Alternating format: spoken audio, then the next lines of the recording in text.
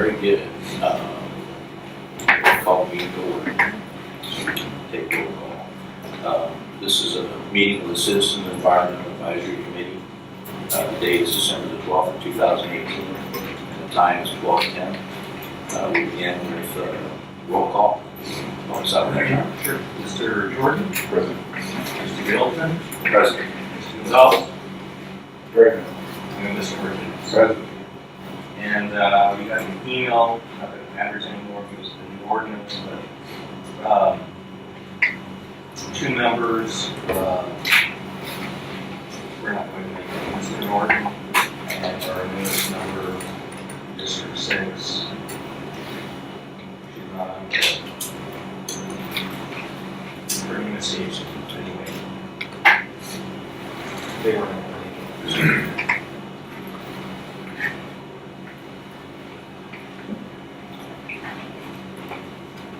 So how many do we currently have?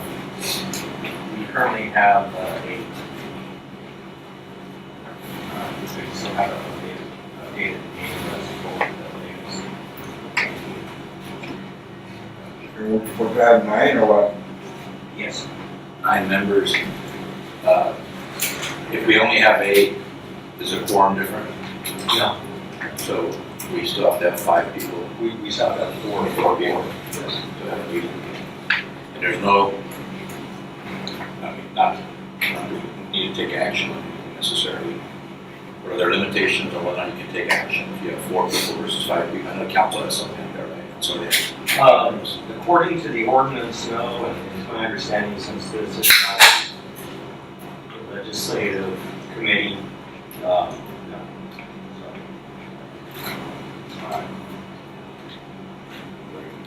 Or decision making, like P&Z or Board of Adjustment.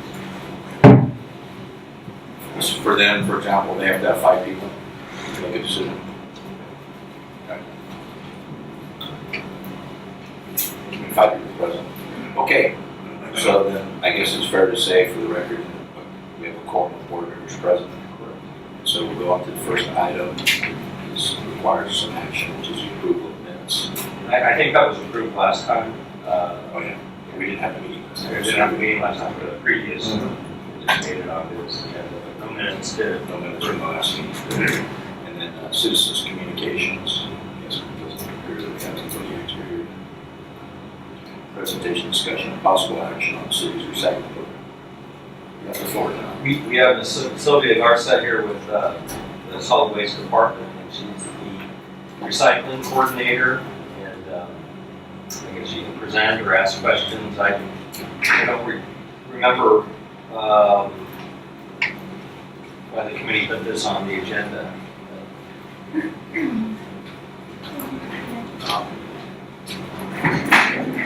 don't remember either. I think we had a lot of discussion for a while about the cans. So there might have been a background here. But I can't remember the connection. That's the only thing I can think of. It's been a little while since we were discussing. Since that's the only thing we can remember, I guess we can get something on that. What do y'all have to say about the aluminum can? Well, the recycling industry is struggling. There's a lot of plants that are shutting down because of the green bans in China. So right now, all the items pretty much they're not getting back. We're not getting good revenue for it. Like, let's say cardboard is getting like $10-20, a ton, when it was at $200 per ton on cardboard. So right now we're moving the material to Mexico because of the mills over there for paper. But I do foresee that it's going to get more complicated because it's going to become more competitive. Like more plants are going to try to move their material, sell their material, in other markets. As far as in Texas, well, they're trying to establish markets here in Texas, but that's going to take time. So that's what's going on. the green fence in China, supposedly by 2020, they're gonna stop accepting all kinds of recycling. It'll get even worse. So how about aluminum? Is that, Aluminum is the same thing. I mean, the price dropped just as any other item, so that's why they're not giving you, when you go in and return your aluminum cans, they're not giving you that price because all the prices dropped.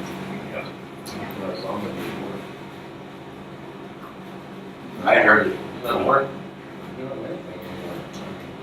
Yeah, the market was so dependent on China, like to send all the materials to be reprocessed into new materials, that since China, they wanted to, they're doing something to, with further contamination, they implemented these laws to reduce contamination, pollution in their country, and because of these laws, then they're very demanding as far as how the item can go in their country. So it's a 1% contamination, and only 2 plants in the US can actually accomplish that. So the key here is just more education for the public, that way the materials are as clean as possible. But it's hard, because clean could be like one bale, it has like a paper in a cardboard bale. And to them, that's contamination.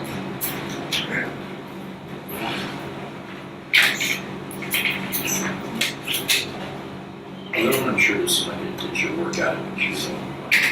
Here in Laredo, we only like recycle through the city of Laredo like 2% of aluminum. 2%.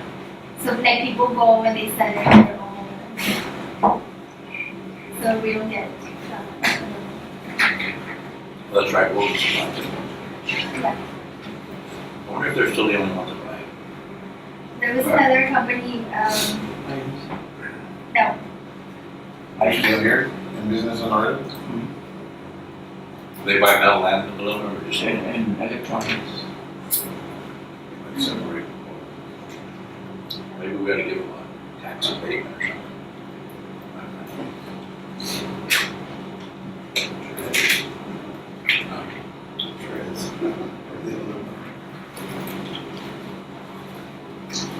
so that would be an incentive. All right. Well, if there aren't any further questions on recycling, our next item is idling related to heavy vehicles. I guess a lot of people that have vehicles with diesel motors probably idling them. So, my understanding is that the committee had brought this up and it was specific to 15 or 359. But I wasn't at that meeting, so somebody can correct me. 359? Yes, So 359 was the traffic lights. We're talking about the traffic lights. And you know that they're off. They turn red and it's midnight and you're sitting there for a minute and a half at a red light at midnight. It just doesn't make any sense. And you hit the last light, which is at that old flea market or whatever. You hit that one, you're sitting there, going from 65 to 0. It just doesn't make sense. I mean, why can't those lights be blinking after 8 o'clock? I know, there's a lot of. 7:30. I mean, it should be implemented citywide. Because it's just, there's not that much traffic after 7:30 where you know, people coming out of those neighborhoods. And it's one car that stops 100 vehicles. You know, it's ridiculous. So, I mean, we can get the traffic director to talk about the synchronization. I thought it was, had to do with idling of vehicles, so. The idling of the vehicles was it was a news report that came out on Was this your item? yeah, Okay. on the New York, I was watching the New York news and I didn't realize that they did that. So, but apparently we have those laws here in Texas too about the vehicles idling. And there's people that make $40,000, $50,000 just public. You know, as long as you videotape the truck idling for 1 minute, take a picture of the license plate, and then you send them the ticket, and then the guy makes, I think, 20% off that ticket, $200 ticket. So, I have Dr. Gonzalez here, and he's with the health department, and so they've got a lot of data in terms of air quality. I can say that we're a city that's in an attainment zone, and so in areas like Dallas-Fort Worth and believe Austin's out of attainment. San Antonio, so when you have issues there, then there's cities pass ordinances, pass laws to try and get that air quality, improve the air quality. But since we are in attainment, it's very difficult, I guess, to do something like that, pass ordinances to address that. John, Mr. Chair, yeah, I think we need to look toward the future and be ready. Right now, we are in attainment, so on the border, the only community that is in non-attainment is being regulated as Paso. Certainly the concern of all the heavy traffic which we depend on for transportation and commerce is something to be suspect, but we've been monitoring for over 20 years with the state, with DCQ, the air quality. We've got a station at Bridge 1 at World Trade, and then on near the railroad, closer up as well. So they pick up, and these are continuous monitoring devices. They pick up CO2, carbon monoxide, fine particulate matter, and so far our air is fine.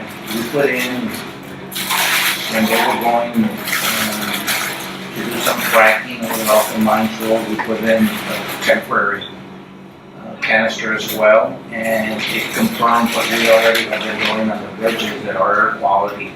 We have days that we do have peaks, but they're within normal. We have a standard, and then there's days, and I was going to give you, John, the link to the webpage that you all can link on and look at it.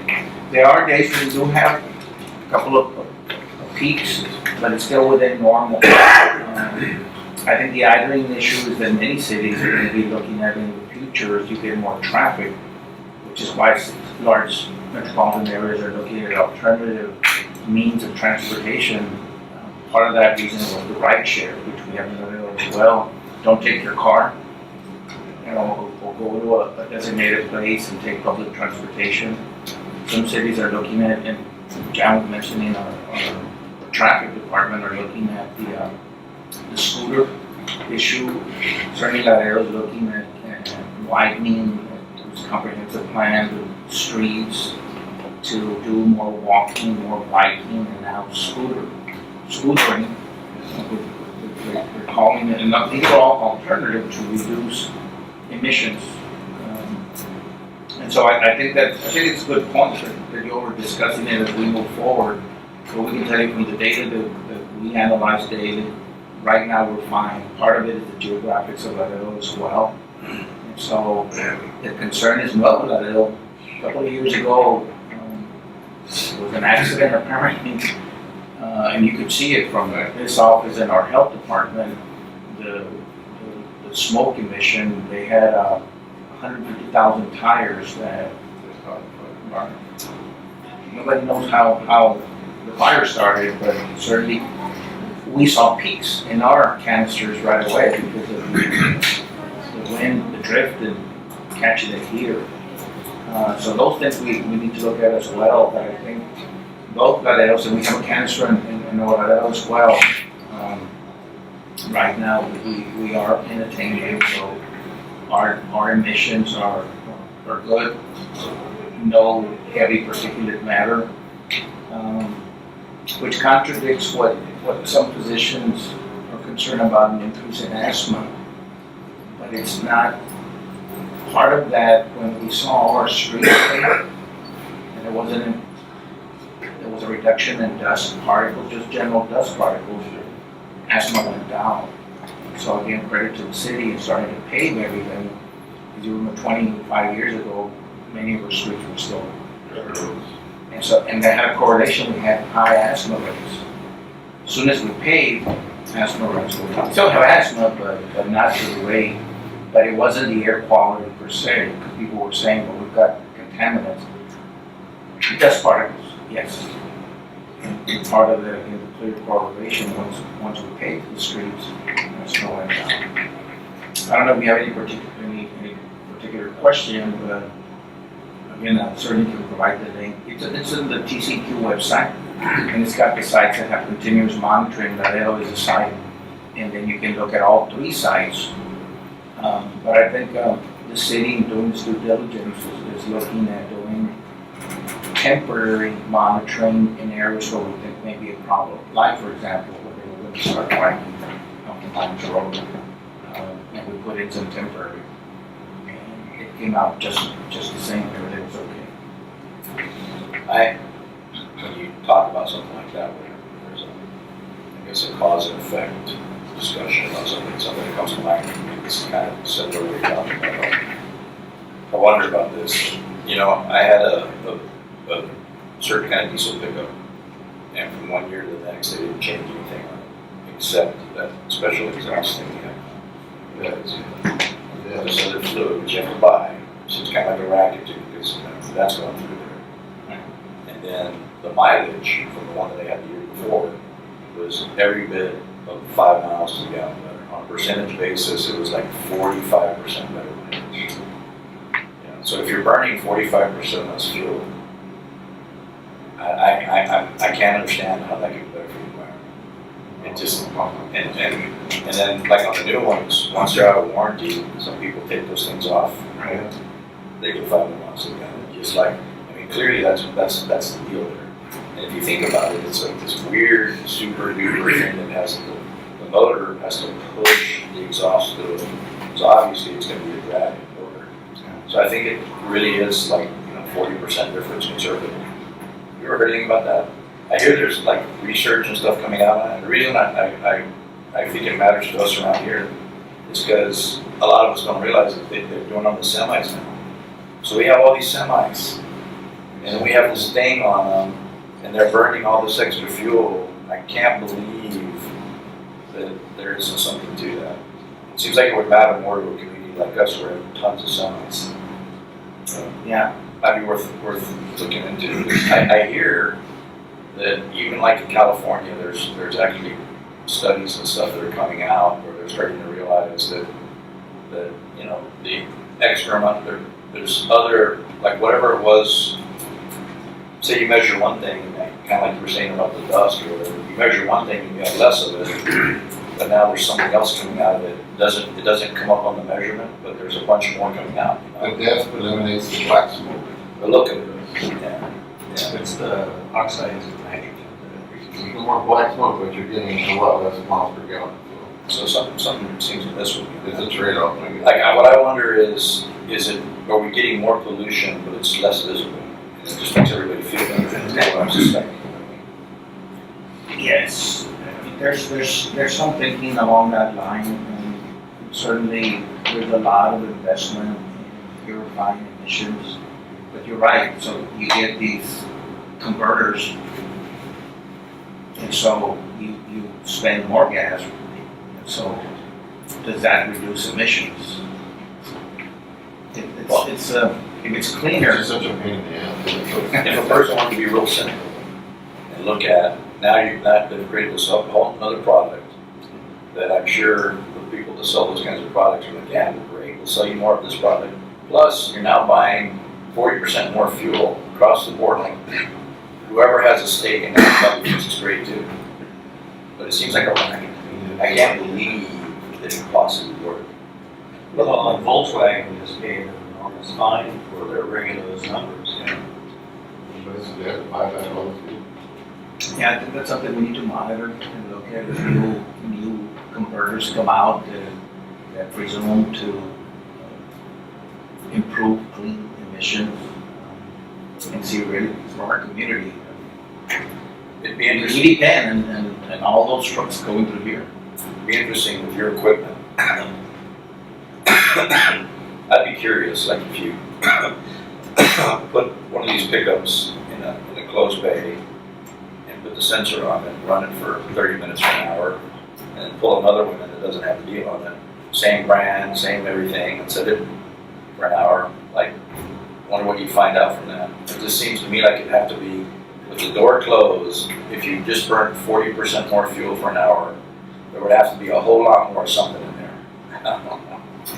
We've done something like that in the past with World Trade because customs and our bridge staff were concerned about, as the trucks were idling to get inspected, so we put them new monitors to measure individually, particularly lead product, when we had lead gasoline, and it never went over. I think one monitor turned red one time, but all the rest of them didn't. And then we did concentrated emissions and putting them in one island and monitored that. And it does increase ozone, it does increase carbon monoxide because you haven't concentrated. But ours was at what level does it become harmful to health, so we know trucks shouldn't be idling for more than 10 minutes, 15 minutes, 20 minutes before it is a health issue. So we keep looking at that. One of the things that customs that's why they build the large bays where instead of making the driver get off and have him idle, I mean, they're meeting you face to face, push you over. And Well, then you could also look at, if you've got a monitor over in Laredo, I'm assuming that a lot of their trucks probably don't have the newer technology. You can look at that versus what we have over here and see if there's a difference in those numbers. we're gonna look at that. Any more questions on that topic? And so what can be done locally, Robert, trucks that idle? So I think, Walmarts or, there's a little truck stop on the way into Laredo, which I'm pretty sure is inside the city limits. What else truck stops that doesn't have a restroom or anything? I think the problem with that is that it's, at least ordinance-wise, it's hard to be proactive. When you're in non-attainment, the EPA is requiring that city to come up with programs to reduce that. And so therefore, it's an unfunded mandate by the EPA and the state that says you've got to get these pollutants down. And so it's easy to justify no idling ordinances and those kind of things. I'm sure you know you're an attorney. If you try and do that to be proactive, then there's got to be some sort of public health or other reason behind that to say we've got to do this, other than we have to, or we're going to be fined by the EPA or by the state, and that also becomes an enforcement issue. I think the health department or environmental aren't really going to be able to do that enforcement. But yeah, I mean, the fact that it's not a mandate or requirement makes it very difficult to do something like that. Unless we get into that non-attainment area. But that's why, again, really you all already beginning to talk about it, and it's critical that we move toward the future. And so continuing to monitor, to give us the flag that there is a problem, because we don't want to get to non-attainment. And so at the time where we do have consistent peaks, then maybe it's time to look at local ordinances where we want to maintain. Because on the other side, in Paso's gotten better, for example. Part of it was there's a lot of issues into the emission, including the idling. And they had days where they reduced driving by even and odd numbers of license plates. They did that for a while, but then it got okay. Now the city that continues to do that is Mexico City. They've got a problem. So certain days, the evens can drive, and certain days the odds can drive. And if you're caught, yeah, there's a big fine. And we don't want to get to that. San Antonio right now is only doing on the days of non-attainment. They just tell people if you have asthma, respiratory, stay indoors, close your windows. and they're paying fines. So John's right, we don't want to get to the point where we're having to pay fines because we're in non-attainment. But we'll continue to monitor. And certainly, we would be concerned when we see consistent peaks. Or if, maybe we can look at things that are within the city's control, such as the bridges, where you could implement something like that. It wouldn't necessarily require an ordinance, or citywide, but it could be something that. Well, that's why you're right, and that's why the city continues to looking at alternate routes, get the trucks out in the perimeter, get them out in the north, either in open air. That's better. And then centrally is looking at alternatives to driving. We're about to challenge the Reynolds to walk our 94 parks because they're almost all the trails are connected, so don't drive. Or the health department with parks is buying this technology for folks to have rest stops within parks and have a trainer, and you stop for 20 minutes and it trains you, so you go to the next ones. Again, using more walking, biking, and hiking instead of cars will help too. And then for our community, when we did the comprehensive plan, we found out we still have a high poverty rate, but folks have 3 to 4 cars. So ours is now started walking to public transportation because first of all, they can't afford it. We did the analysis, but they have 3 to 4 cars. That's the average. Yeah, that's interesting. They looked at that, and I don't know if you remember this, Jed, but the average Laredo spends 30-some-odd% of their income on transportation, and that's much higher than nationwide. It was 15, but yeah, it was almost double what the rest of the nation spends on transportation. And why is that? I don't remember. It's in the comprehensive plan. Everybody to But drive. I was too hot here. It's like, you heard the custom. Walking in here can be dangerous. What is that? Even with an umbrella. Your cars are in.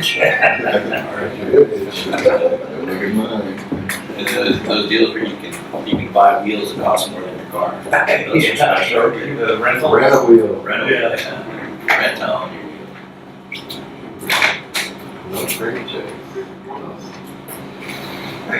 Well, regarding enforceability, Thank you, sir. going back to the recycling.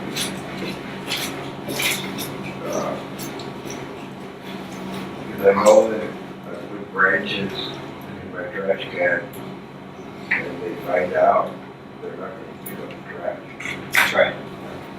And why can't we tell people, you cannot put aluminum cans in your trash can, whether it's enforceable or not?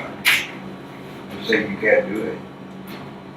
And maybe occasionally there'll be some enforcement, where there's a big load of cans and and All you have to do is spot enforcement on that, really. Like, somebody gets, $30 ticket or whatever would be appropriate for something like that. After a while, people are in there.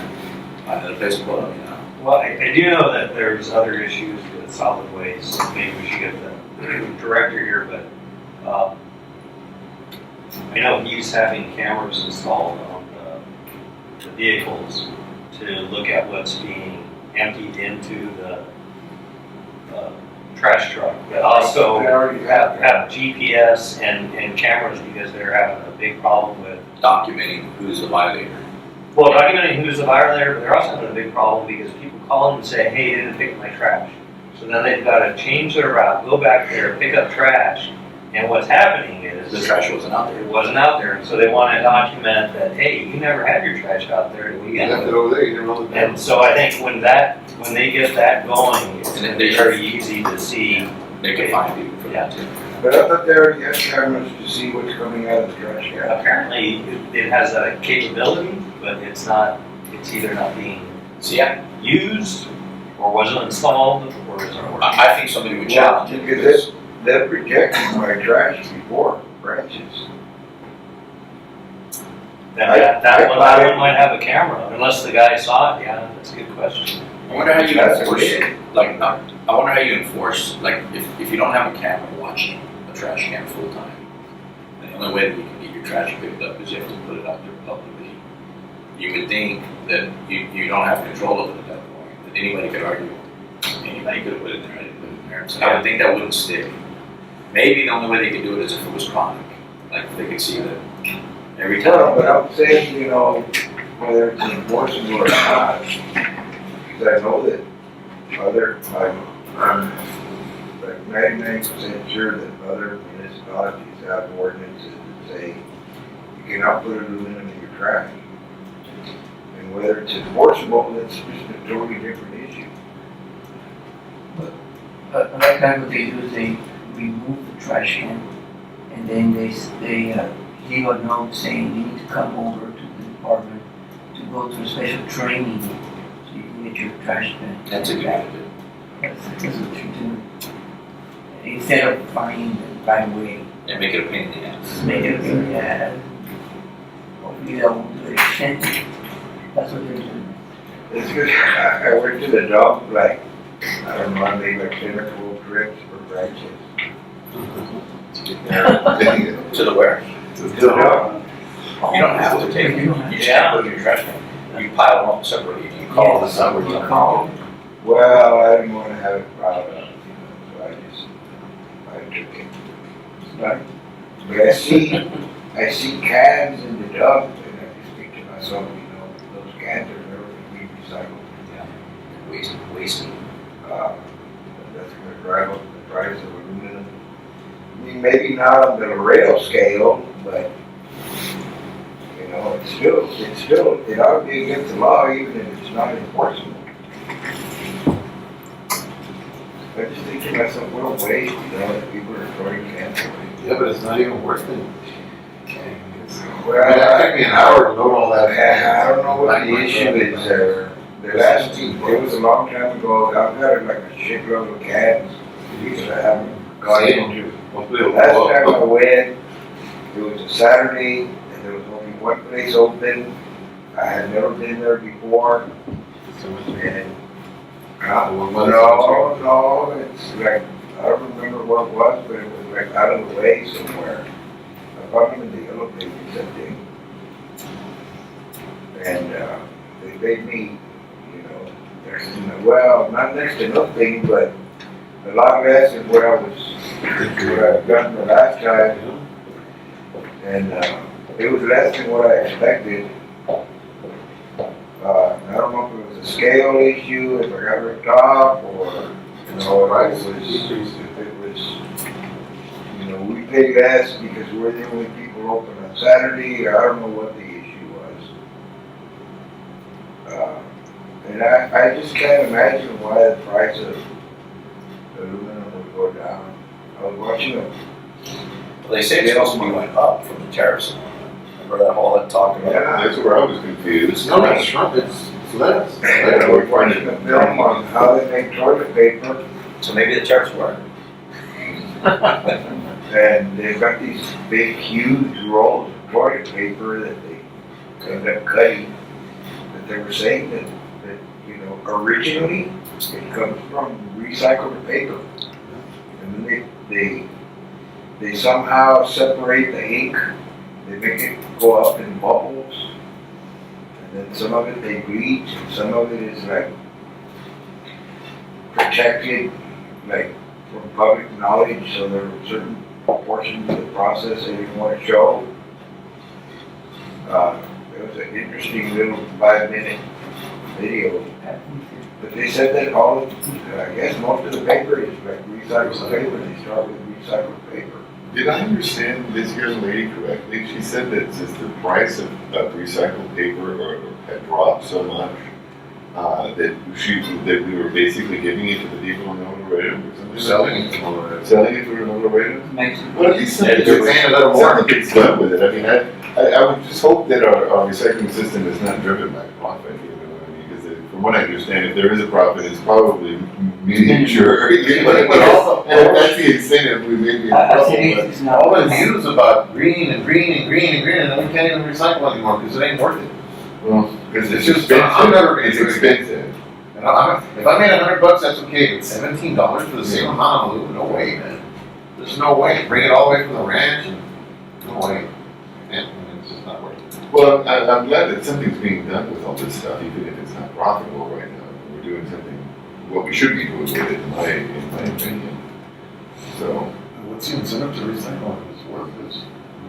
well, the cut of the metal environment, has yeah. originally been It's the environment. Yeah. the only form of Yeah. recycling in the city since, the dawn of time, so I guess that continues. The other is, the The old days, incentive is to pick up extend the life of bottles the. and make cheap. Yeah. Take them all there and get a bunch of money. Instead of just burying recyclable material. Yeah. Extending the life of the country. The other incentive. These right there.